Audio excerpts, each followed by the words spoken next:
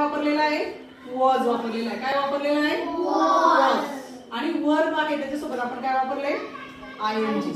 मग वाक्यामध्ये वॉज केव्हा वापरतात? जेव्हा सब्जेक्ट सिंग्युलर असेल आणि आय, ई, शी, इट हे प्रोनाउन वापरून भूतकाळातलं म्हणजे पास्ट टेन्स मध्ये वाक्य बनवलं जातं. आता बघा, I was playing in the park. आता याच्यावरून कळतंय की वाक्य कशाचं आहे? पास्ट टेन्स मध्ये, बरोबर? Past continuous tense. आता बघा, I was playing in the park. सांगा बरं. हां. She was reading a book. ती पुस्तक वाचत होती.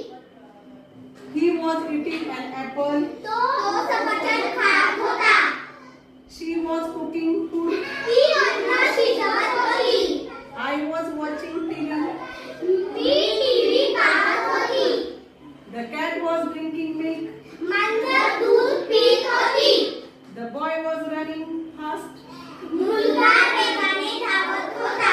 She was talking to her friend. ती तिच्या मैत्रिणीसोबत बोलत होती. He was swimming in the pool. तो नदीमध्ये पोहत होता. I was brushing my teeth. मी माझे दात घासत होते. मी माझे दात घासत. इथे वाक्यांमध्ये काय वापरले आपण? वेअर, वर्ब प्लस आयएनजी वापरले, बरोबर? इथे प्रत्येक वाक्यामध्ये काय वापरलं आपण? वेअर आणि वर्बला आयएनजी लावले, बरोबर? आता आपण मागे बघितलं की वॉज पण वापरला जातो आणि वेअर पण वापरला जातो. वॉज वेअर म्हणून आपण भूतकाळ समजतो, बरोबर? भूतकाळचं वाक्य आहे असं. मग वेअर केव्हा वापरतात? जेव्हा प्लुरल सब्जेक्ट असेल.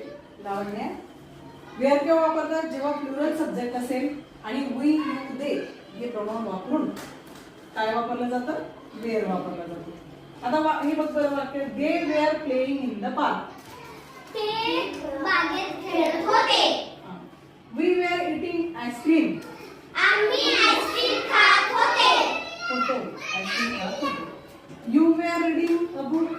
तुम्ही पुस्तक वाचत होते. We were drinking a milk. आम्ही दूध पीत होते.